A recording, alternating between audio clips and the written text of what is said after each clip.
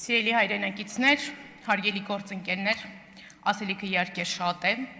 ու մինչև բուն ելույթիս անդրադառնալը ես չեմ կարող իհարկե չանդրադառնալ մի քանի հնչեցված մտքերի, հատկապես պարոն Գաբրիելյանի եւ գործընկերոջս հարց ու պատասխանին, որտեղ պարոն Գաբրիելյանը իրենց իշխանությանը շատ բնորոշ ձեռագրով Կներեք Տիկի Մաթեոսյան, հարգելի գործընկերներ, լռություն դահլիճում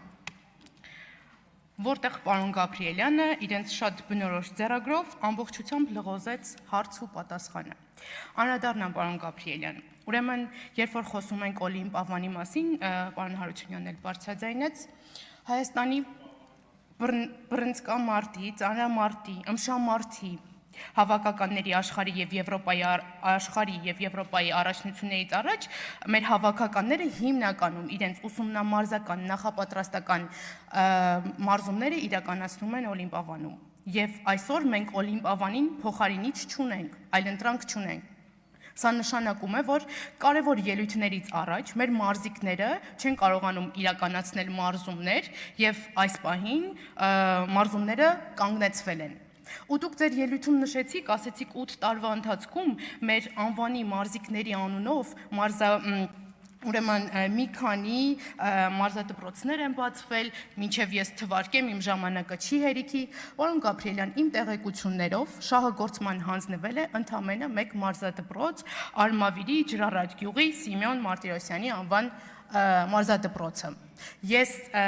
մնացած անվանի մարզիկների անվան մարզադպրոցների մասին փորձեցի տեղեկություններ գտնել, դրանք կամ ժամկետների խիստ խախտումներով են, չեն հանձնվել շահագործման, կամ էլ պարզապես մնացել են թղթի վրա։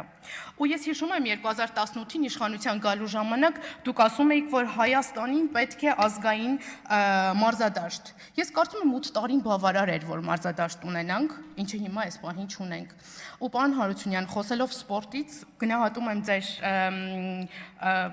գնահատականը, որ սպորտը շատ կարևոր է մեր երկրի համար, այո մենք էլ ենք այդպես համարում, ու համոզված եմ, որ տեղյակ եք, որ մեր առաջնորդը 2009-ից 2017 թվականներին առանց որևէ նկրտումներ ունենալու հայկական ըմբշամարտում նվիրատվություն է արել մոտ 12 միլիոն դրամ, որից հետո հայկական ըմբշամարտում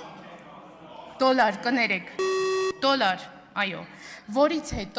որից հետո հայկական ըմբշամարտը ունեցել է աննախադեպ ձեռքբերումներ։ Մենք անկախ Հայաստանի պատմության մեջ ունեցել ենք 2 օլիմպիական չեմպիոն, որից հետո այս նվիրատվությունից հետո է եղել 1 օլիմպիական չեմպիոնը, չեմ խոսում 2 օլիմպիական արտաթե մեդալների մասին, չեմ խոսում 6 ոսկիների մասին աշխարհի առաջնությունում ու չեմ խոսում 8 եվրոպական մեդալների մասին, ոսկե մեդալների մասին։ Տիկին Ղազարյան, անդրադառնալով իմ այն պնդմանը, որ ասել էի, որ ճիշտ չէ հայոց պատմությունը Հայաստանի պատմություն սարքելը, դուք ասեցիք, սա կայսրության պնդում է, մի ասեք այսպես։ Ես ինչքան տեղյակ եմ, աշխարհում կայսրություններ այլևս չկան, Տիկին Ղազարյան, որ կայսրության մասին է խոսքը, թուրքական կայսրության պնդումներն են սրանք։ Ու անդրադառնամ նաև պարոն Եղոյանի պնդմանը, ով եկավ այստեղ կանգնեց ու ասեց, որ այո, պետականամետ,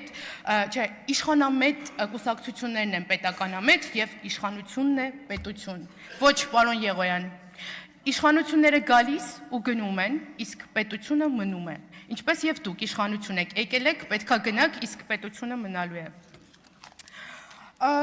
Անցնեմ բուն ելույթիս։ Այսօր պարոն Գաբրիելյանի տեխնատությունը քննարկելուց ես շատ չէի ուզում ռազմավարություն, հայեցակարգ, չափորոշիչներ, այս գեղեցիկ բառերը օգտագործել, որոնք տարիներ շարունակ լսել ենք այս ոլորտը համակարգող մարդկանցից։ Ու որովհետև ես ուզում եմ այսօր խոսել արդյունքների մասին։ Ու ինչքան էլ ձեր իշխանությունը այս քաղաքականությունը վարում է բարեփոխումներ, արդյունավետ կառավարում, վերակազմակերպում, այս ամեն ինչի հետևում իրական մարդիկ են, պարոն Գաբրիելյան։ Երեխա է, ում գյուղի դպրոցի ճակատագիրը այսօր անորոշ է։ Ուսուցիչ է, ով քաղաքական կարծիք արտահայտելուց հետո մտածում է իր նկատմամբ դիրքորոշումը կփոխվի, թե չի փոխվի։ Դասախոս է, ով 23 տարի մայրբուհում դասավանդել է, իսկ այսօր էլ չի դասավանդելու իր քաղաքական հայացքների պատճառով։ Սպորտսմեններ են, մշակութային գործիչներ են, արտիստներ են, ովքեր իրենց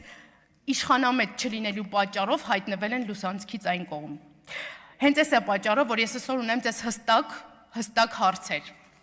Ու այո, դուք իմ գործընկերոջը հարցրեցիք, ասեցիք հղում տվեք այն որոշմանը, դպրոցների փակման, դուք ինքներդ այդ հղումը տվեցիք, այո, ԿԳՄՍ նախարարի որոշմանը ես կկարդամ 2023 թվականի սեպտեմբերի 11-ի համար 1790 որոշումը, որտեղ սկզբում խոսվում էր 232 դպրոցների մասին, ավելի ուշ 229 դպրոցների մասին։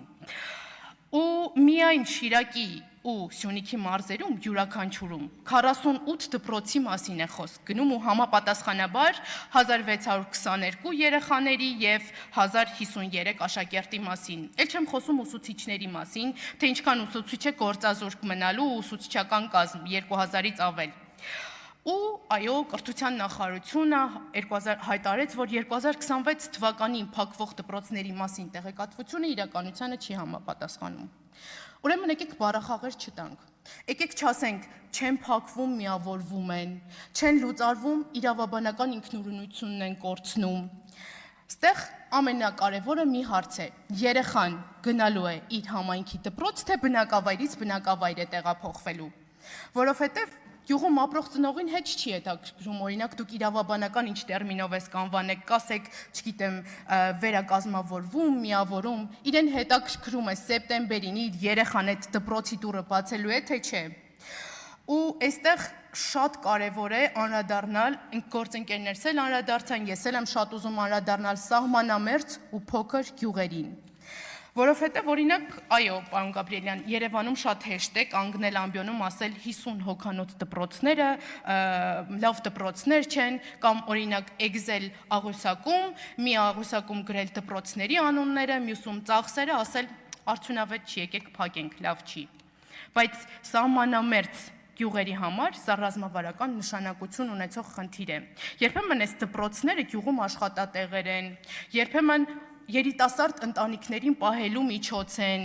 երբեմն պետության վերջին ներկայությունն են այս դպրոցներում, ու գիտեք ինչի է կարևոր սահմանամերձ գյուղերում այս խնդրին խիստ անդրադառնալը, որովհետև այս այն տեղերն են, որտեղ Հայաստանի Հանրապետությանը մարդիկ են պետք, պարոն Գաբրիելյան, որտեղից պետությունն է սկսվում,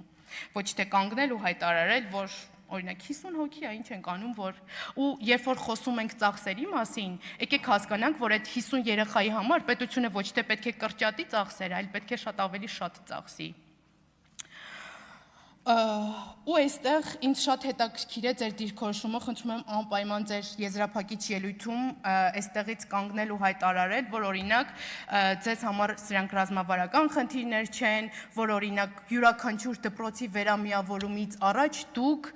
հիմնավորումները կկարդաք, կհասկանաք, որ ժողովրդագրական, անվտանգային ոչ մի խնդիր այնտեղ չունենք։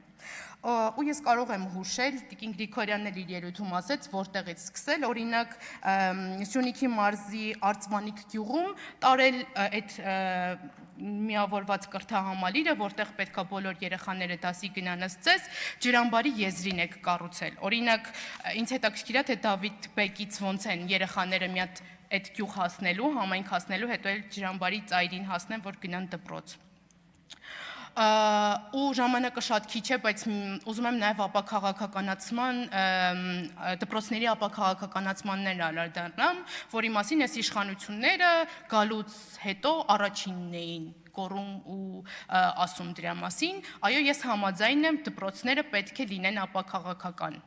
բայց ոչ ապաքաղաքական ընդդիմության համար, իսկ իշխանության համար քաղաքական։ 2026 թվականի ընտրարշավի ժամանակ բազմաթիվ դեպքեր գրանցվեցին, երբ որ ուսուցիչները, աշակերտները դասաժամի ժամանակ հայտնվել էին իշխանական քարոզարշավի միջոցառումներին։ Ու երբ որ այստեղից հայտարարում ենք, որ պետք է ապաքաղաքական լինի, ինձ շատ հետաքրքիր է, թե ինչ գործ ունի իշխանության քաղաքականությունը այս դպրոցների դռներից ներս, կամ որ ասում են, որ եթե ուսուցիչը մասնակցում է ընդդիմության հանրահավաքին, ինքը քաղաքականացված է։ Երբ որ գնում է օրինակ իշխանության միջոցառումներին, սա քաղաքականություն չի, սա քաղաքացիական դասընթաց է կամ չգիտեմ, օրինակ արտադասարանական պարապմունք։ Եկեք ճիշտ կոչենք անունները, սա վարչական ռեսուրսի կիրառում է։ Ու պարոն Գաբրիելյան, ձեր ելույթում անդրադարձեք նաև այս հարցին։ Պատրաստ եք հրավիրել են տնօրեններին, ուսուցիչներին, ովքեր կպնդեն, որ այսպիսի իրենց խնդրել են, իրենց ստիպել են, որ կան այս հավաքներին, ինձ շատ հետաքրքիր է, օրինակ հանձնաժողովները հոմենակ օրենքներ ընդունել քննարկելու համար չեն։ Եկեք հրավիրենք, տեսնենք ինչ պատկեր է։ Ելույթը շատ ավելի երկար էր, 20 վայրկյան եւ ավարտում եմ։ Կուզեի անդրադառնալ մայր-բուհում տիրող իրավիճակին, մշակութային գործիչներին, արտիստներին, սպորտսմեններին, որտեղ նույն պառակտման քաղաքականությունն է տարվում, բայց ավարտվեց։ Շնորհակալություն։ Շնորհակալություն։